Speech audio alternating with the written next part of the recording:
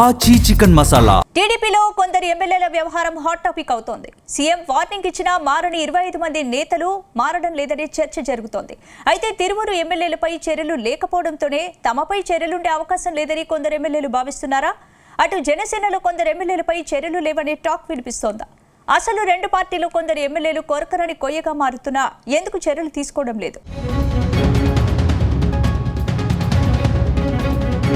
కూటమి ప్రభుత్వంలో కొందరు ఎమ్మెల్యేల తీరు వివాదాస్పదమవుతోంది. ఎమ్మెల్యేలుగా ఎన్నికై 2 ఏళ్లు అవుతున్నా దాదాపు 40 మంది ఎమ్మెల్యేల తీరు అస్సలు మారడం లేదు. ఇటీవల జిల్లాల కలెక్టర్ల సమావేశంలో 40 మంది ఎమ్మెల్యేల తీరుపై సీఎం చంద్రబాబు తీవ్ర అసంతృప్తి వ్యక్తం చేశారు. అసెంబ్లీ సమావేశాల సమయంలో వారిని వ్యక్తిగతంగా పిలిచి వార్నింగ్ ఇచ్చారు. అయినప్పటికీ కేవలం 15 మంది ఎమ్మెల్యేలు మాత్రమే దారిలోకి వచ్చారని, మిగతా 25 మంది ఎమ్మెల్యేలు మారలేదని తెలుస్తోంది. అందుకే వారిపై ముఖ్యమంత్రి తీవ్ర ఆగ్రహంగా ఉన్నట్టు తెలుస్తోంది. ఇందులో 4 లేదా 5 ఎమ్మెల్యేలపై త్వరలోనే చర్యలు తీసుకుంటారని ప్రచారం సాగుతోంది. కానీ చంద్రబాబు మాటల్ని ఎమ్మెల్యేలు సీరియస్ గా తీసుకోవడం లేదని తెలుస్తోంది. సీఎం చంద్రబాబుకు తలనొప్పిగా మారిన తిరువూరు ఎమ్మెల్యే కొలికిపూడి శ్రీనివాసరావుపైన చర్యలు తీసుకోలేదు. ఇప్పుడు తమపై చర్యలు తీసుకునే అవకాశమే లేదని లైట్ తీసుకుంటున్నట్టు తెలుస్తోంది.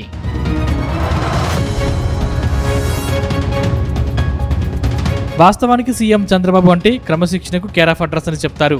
కానీ ప్రస్తుతం కూటమి ప్రభుత్వంలో మాత్రం దారి తప్పిన ఎమ్మెల్యేలపై గట్టి చర్యలు తీసుకునే దాఖలాలు కనిపించడం లేదు. గతంలోనూ ఇలాంటి హెచ్చరికలు అనేకం చేసినా క్షేత్రస్థాయిలో ఆచరణాత్మకమైన చర్యలు తీసుకోకపోవడం వల్ల ఎమ్మెల్యేల్లో అభయం కనిపించడం లేదని సొంత పార్టీ ఎమ్మెల్యేలే గుసగుసలాడుకుంటున్నారు. కొందరు ఎమ్మెల్యేలపై వేటు వేయబోతున్నారనే ప్రచారం జరుగుతుంది. కానీ వాస్తవానికి అది అంత సులభం కాదు. చంద్రబాబు అంత ఈజీగా నిర్ణయం తీసుకోరు. గతంలో తప్పు చేసిన వారిపై కఠినంగా వ్యవహరిస్తామని చెప్పిన చంద్రబాబు తీరా సమయం వచ్చేసరికి సర్దుబాటు ధోరణితోనే ముందుకు వెళ్తారని టీడీపీ సీనియర్ నేతల్లో వినిపిస్తున్న మాట.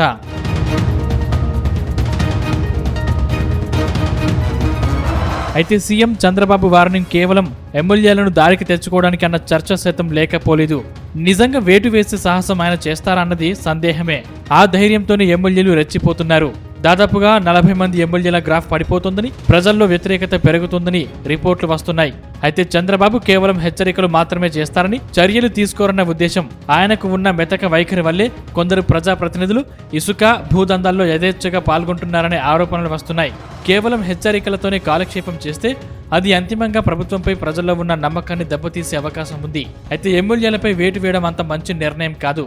కానీ వారిని విపక్షిస్తే పెద్ద సమస్య అవుతుంది. చర్యలు తీసుకోకుండా కేవలం సమావేశాల్లో ఆగ్రహం వ్యక్తం చేయడం వల్ల ప్రయోజనం లేదని, బాధ్యులైన వారిని పదవుల నుండి తొలగించినప్పుడే నాయకత్వానికి గౌరవం ఉంటుందని కార్యకర్తలు భావిస్తున్నారు.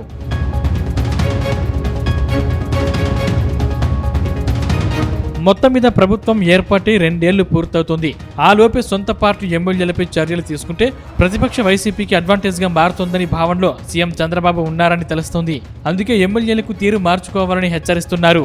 వారిపై చర్యలు తీసుకోవడం లేదు. అయితే ఈసారి కూడా కేవలం హెచ్చరికలతోనే సరిపెడతారా, లేక నిజంగానే యాక్షన్ ఉంటుందన్న దానిపై టీడీపీలో అందరికీ ఓ క్లారిటీ ఉంది. అందుకే చంద్రబాబు హెచ్చరికల్ని పెద్దగా పట్టించుకోవడం లేదని ప్రచారం సాగుతోంది. ఇదిలా ఉంటే జనసేనలో కొందరు ఎమ్మెల్యేలు నిత్యం వివాదాల్లో ఇరుక్కుంటున్నారు. ఇటీవల రైల్వే కోడూరు ఎమ్మెల్యే అరవ శ్రీధర్ వ్యవహారం పార్టీలో హాట్ టాపిక్ అయింది. అరవ శ్రీధర్ ను పార్టీలో నుంచి సస్పెండ్ చేయాలని చాలా మంది నేతలు డిమాండ్ చేశారు. కానీ అరవ శ్రీధర్ పై మాత్రం పార్టీ అధినేత పవన్ కళ్యాణ్ చర్యలు తీసుకోలేదు. మరికొందరు ఎమ్మెల్యేలు కూడా నిత్యం వివాదాల్లో ఇరుక్కున్నారు. అయినప్పటికీ వారిపై చర్యలు మాత్రం లేవని ప్రచారం సాగుతోంది. ఏదేమైనా రెండు పార్టీల అధినేతలు సొంత పార్టీ ఎమ్మెల్యేలపై చర్యలు తీసుకోవడంలో వెనకడుగు వేస్తున్నారని సొంత పార్టీ నేతలే తెగ చర్చించుకుంటున్నారు.